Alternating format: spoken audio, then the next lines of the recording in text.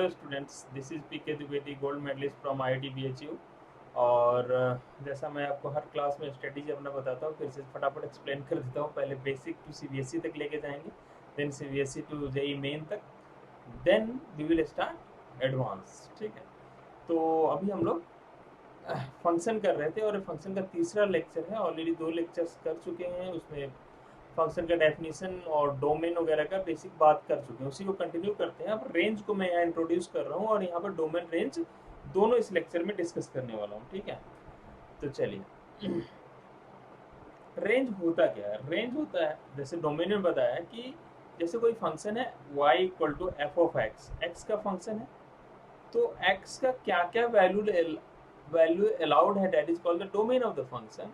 अब उस x के वैल्यूज को रखने से y क्या क्या आ सकता है, that is called the range of the function, that is called the range of the function. जैसे मैं बोलूँ कि अगर इसका x इक्वल टू 1, तो इस फंक्शन का y क्या आएगा, तो आप इस फंक्शन के अंदर x के जगह 1 रख के देख लो, ये कितना आ रहा है, 5। तो for x equal to 1 y is 5। अब डोमेन में एक एलिमेंट x है, उसके करस्पॉन्डिंग y आ गया 5। तो ऐसे बहुत सारे x होंगे तो बहुत सारा y आएगा। तो collection of x is called the domain and collection of y is called range. Collection of values of y is called range. धीरे धीरे आगे बढ़ेंगे और भी चीजें आपको बताएंगे। ठीक है, अब जैसे हमारे पास हमने एक फंक्शन ले लिया y equal to 2x plus 3। अब इसका डोमेन तो हमें पता है, ऑल रियल नंबर, क्योंकि किसी पॉलिनोमियल का डोमेन जो होता है वो ऑल रियल नंबर्स होता है। अब पॉलिनोमियल का रेंज क्या होता है, तो देखो इसको कई तरीके से करते हैं। पहले फटाफट आपको शॉर्ट ट्रिक बता देते हैं, then we will go to the subjective approach. Short trick क्या है, कोई भी अगर और डिग्री का पॉलिनोमियल हमारे पास हो, मतलब उसमें पॉलिनोमियल का डिग्री मतलब हाईएस्ट पावर ऑफ एक्स 1 हो, 3 हो, 5 हो, कुछ इस तरीके का हो, तो रेंज ऑफ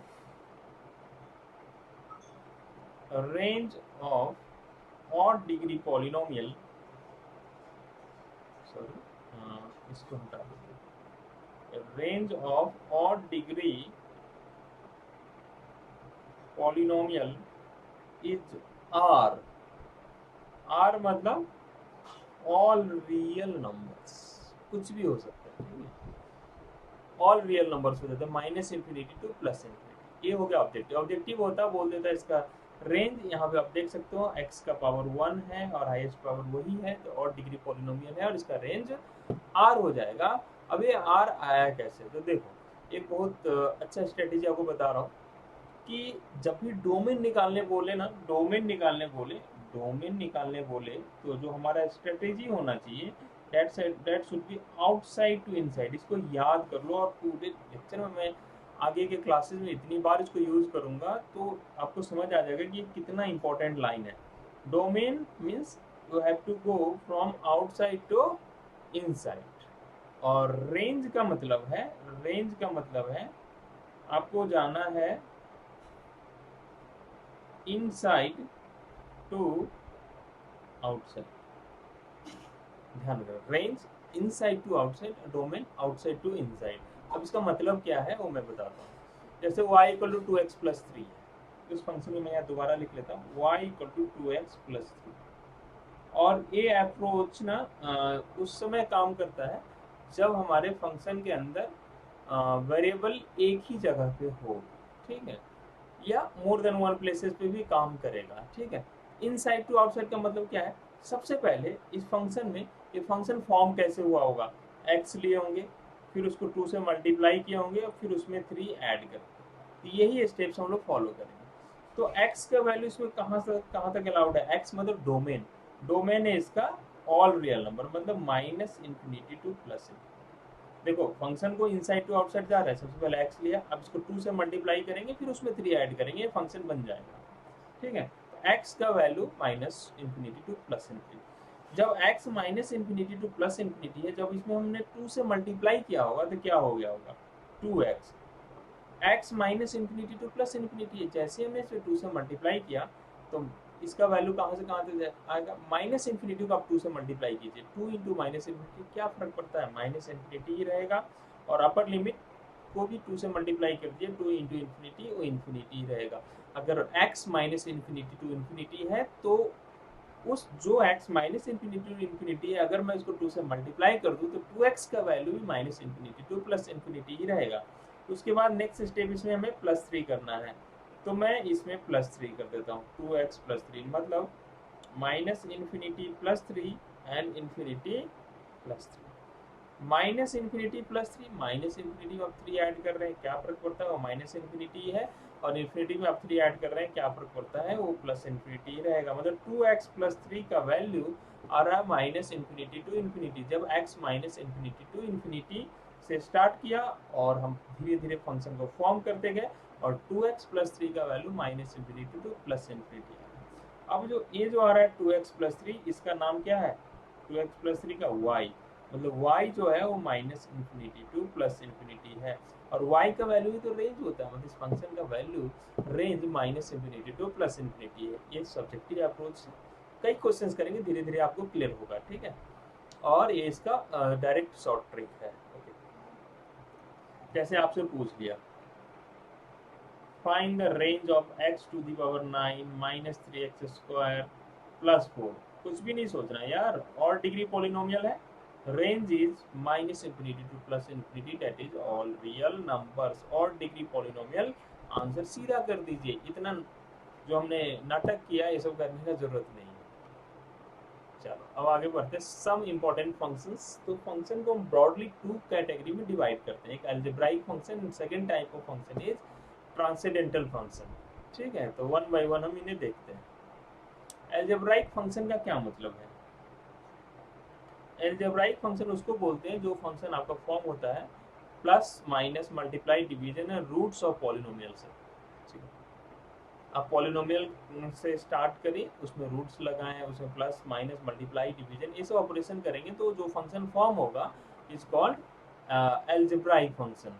इसके अब टाइप्स में आते हैं, तो अलजेब्राइक फंक्शन में सबसे पहले हम बात करेंगे पॉलिनोमियल फंक्शन। पॉलिनोमियल आप क्लास 9 से पढ़ते आ रहे हो, क्या होता है पॉलिनोमियल फंक्शन भाई, पॉलिनोमियल फंक्शन होता है कि उसमें पावर ऑफ द वेरिएबल, जो वेरिएबल है that must be a whole number, इसको ध्यान रखेंगे। पॉलिनोमियल कैसे पहचानेंगे, उसमें जो वेरिएबल का पावर है होल नंबर होना चाहिए। और दूसरा पॉइंट आप ये ध्यान रखें कि वेरिएबल जो है ना वो डिनोमिनेटर में नहीं होना चाहिए, तो पॉइंट मोटा मोटी याद रखते हो, वैसे परफेक्ट नहीं है लेकिन पहचानने में बहुत हेल्प करेगा आपको कि वेरिएबल का पावर होल नंबर रहे, 0 से स्टार्ट हो, 0 1 2 3, और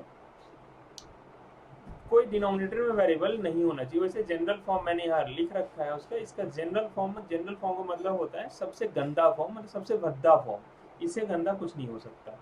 तो देखो a0 plus a1x plus a2x², ऐसे करते करते an(xn) ऐसा लिखा हुआ है, ठीक है।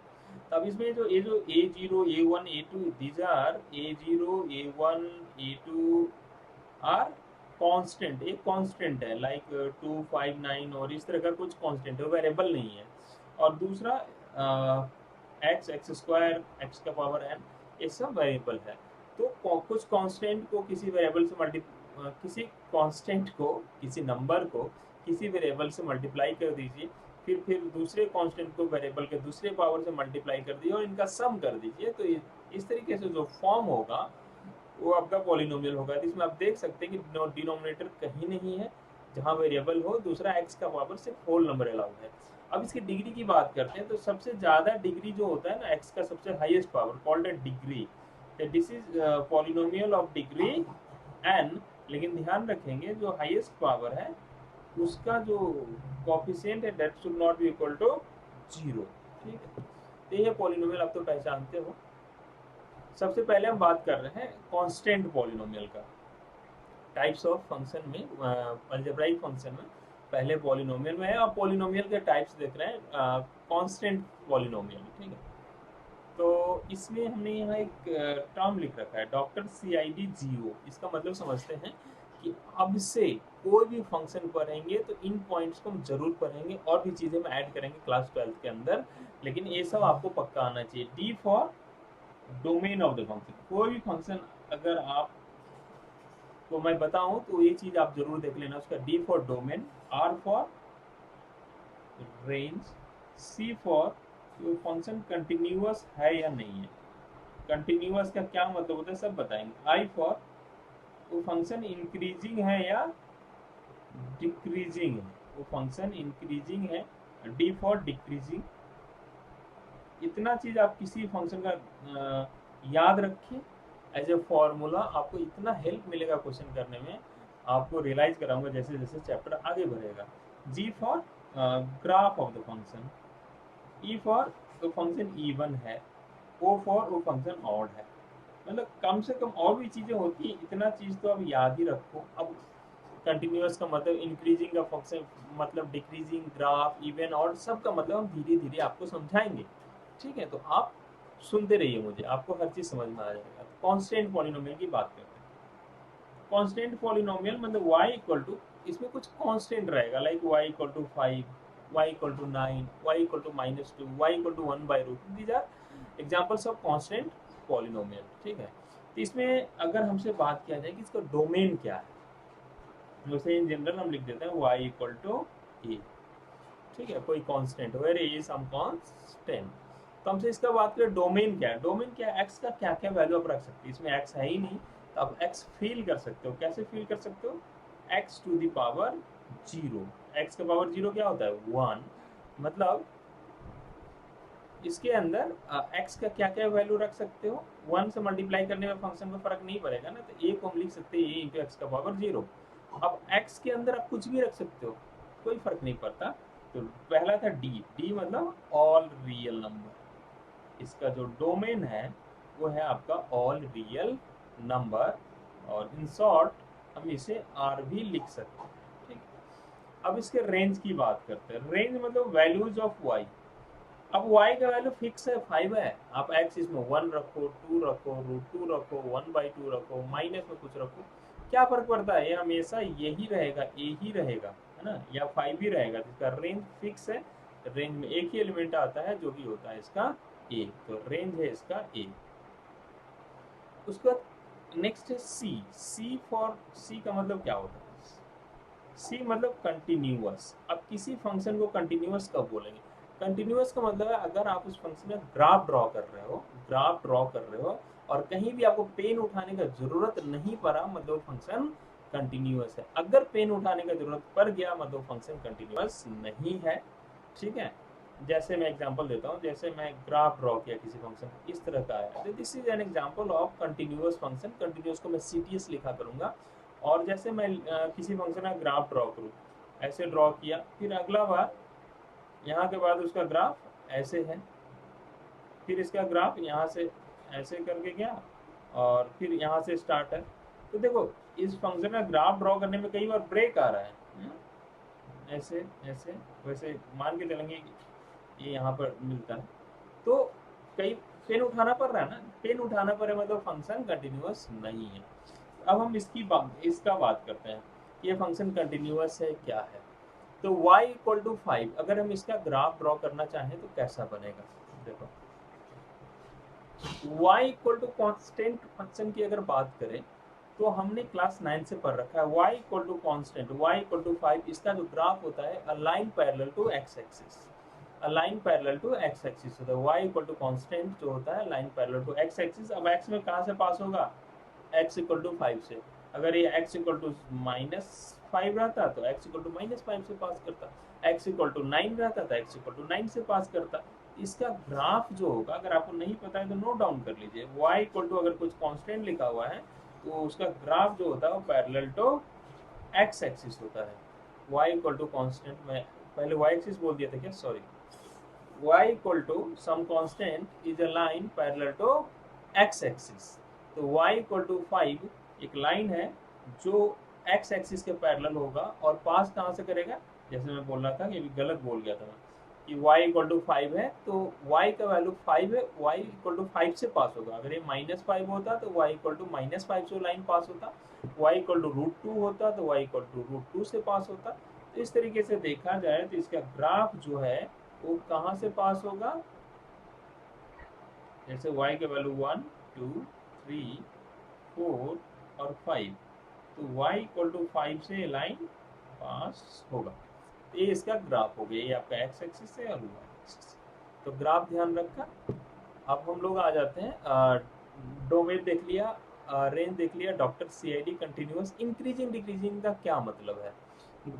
इंक्रीजिंग डिक्रीजिंग का ये मतलब होता है कि अगर आप, मैं यहाँ इंक्रीजिंग का क्लियर सेंस लिख रहा हूँ, इंक्रीजिंग इसका मतलब है कि अगर आप x को इंक्रीज कर रहे हैं, x बढ़ रहा है, तो y भी जो है अगर वो बढ़ता है, मतलब फंक्शन का वैल्यू भी बढ़ता है, देन फंक्शन इज इंक्रीजिंग। या x इंक्रीज करे तो y इंक्रीज करे, और इसमें टर्म्स यूज करेंगे बाद में, भी रफली बता रहे हैं। और डिक्रीजिंग का मतलब ये है कि जब आपका x इंक्रीज करे और y का वैल्यू डिक्रीज करे, देन फंक्शन को बोलेंगे डिक्रीजिंग। अब इसमें बात कर रहे हैं, देखो x कब इंक्रीज करता है, x इंक्रीजिंग का क्या मतलब है? x इंक्रीज कब करता है? जब भी आप राइट हैंड साइड से लेफ्ट हैंड साइड की तरफ बढ़ते हैं ना, तो देखो x बढ़ता है, उस समय y का वैल्यू क्या है? y भी नहीं बढ़ रहा है, y वहीं का वहीं रह रहा है, मतलब ये फंक्शन इंक्रीज नहीं कर रहा है, ये क्या है? कांस्टेंट है, ठीक है। तो this is not an increasing function. वैसे इंक्रीजिंग बोल भी देते हैं इसको बहुत टाइम। इंक्रीजिंग का मतलब ये होता है कि स्ट्रिक्टली इंक्रीजिंग कुछ टर्म्स होता है, that I will discuss later. For the timing आप ये ध्यान रखो कि x इंक्रीज करे तो y इंक्रीज करना चाहिए, लेकिन ऐसा नहीं हो रहा है। So this is not an increasing function, ना ये डिक्रीजिंग फंक्शन है, ठीक है। अब हम अगला बात करते हैं, डॉक्टर CID जियो में क्या बात करिए? डोमेन बता दिया, रेंज बता दिया, कंटिन्यूअस बता दिया, इंक्रीजिंग डिक्रीजिंग ग्राफ बता दिया। इवन ऑड, इवन ऑड को ना हम अभी बताते हैं, इवन फंक्शन का क्या मतलब है और ऑड फंक्शन का क्या मतलब है। एक पेज ऐड करना पड़ेगा मुझे, then I will tell you कि क्या मतलब है इवन का और क्या मतलब है ऑड का,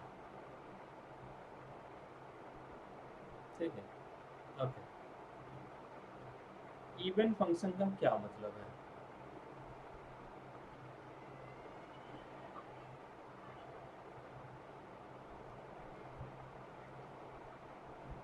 इवन फंक्शन,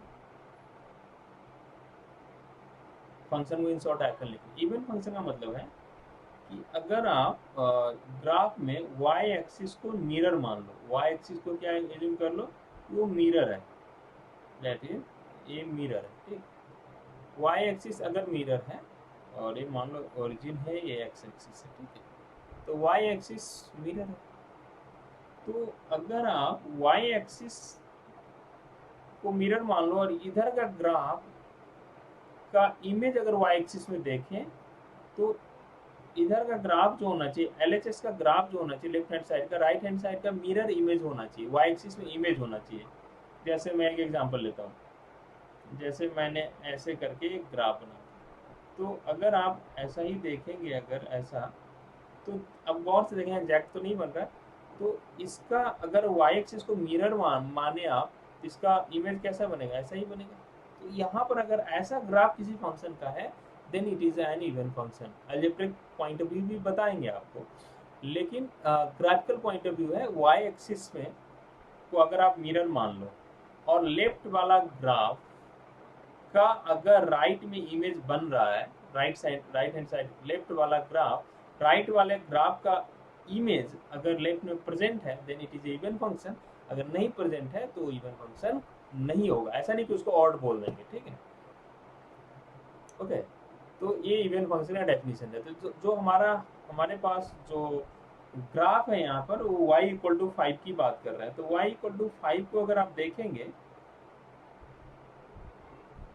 y x, तो y इक्वल टू 5 ऐसा है, ऐसा ग्राफ होता है। अगर आप इसको मिरर मान लें, अगर ये लाइन है राइट हैंड साइड में, ऐसा लाइन है, तो इसका इमेज कैसा बनेगा? इधर ऐसा ही बनेगा, बनेगा। अच्छा, मतलब इस पार्ट का ये इमेज है क्या इधर का ग्राफ? हाँ। So this function is an even function. धीरे धीरे और भी एग्जांपल्स लेंगे तो धीरे धीरे आपको समझ में आएगा। फॉर द टाइम बीइंग इतना ध्यान रखो। अब ऑड फंक्शन का क्या मतलब है? ऑड फंक्शन का क्या मतलब है? ऑड फंक्शन किसे बोलते हैं? ग्राफिकली पहले बात करना। मान लो ये y एक्सिस है और ये x एक्सिस है, और किसी का ग्राफ ऐसा है। अब इसमें ना ओरिजिन को आप इमेज समझ लो, ओरिजिन को आप मिरर समझ लो, मिरर। अब इस मिरर में इधर कोई पॉइंट ले लो, कोई पॉइंट, ये है मेरा ऑब्जेक्ट। तो अगर हम, ये मेरा इमेज है, तो प्लेन मिरर का क्या प्रॉपर्टी होता है कि ऑब्जेक्ट जितना आगे होता है उसका इमेज उतना ही पीछे बनता है।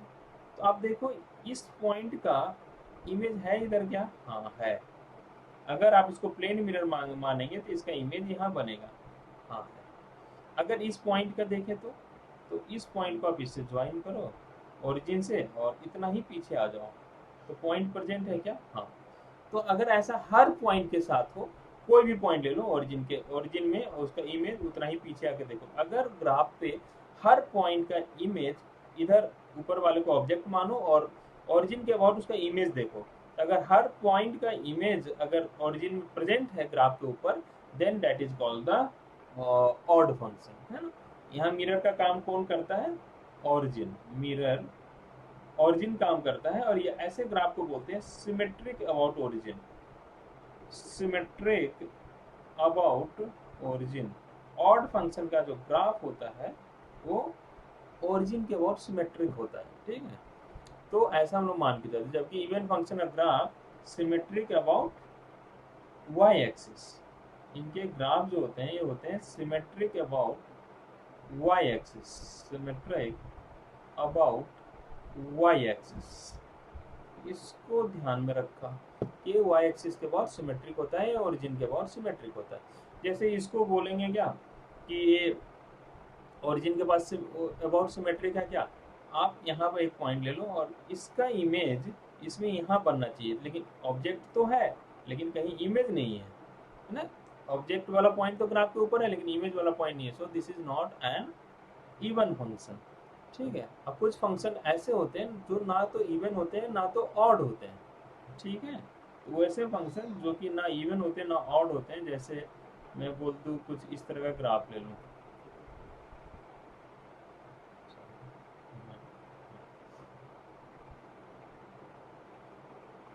अब ये फंक्शन ना इवन है ऑड है। अब देखिए वाई एक्सिस में, वाई एक्सिस को मिरर मानेंगे फिर भी इसका इमेज इधर नहीं है।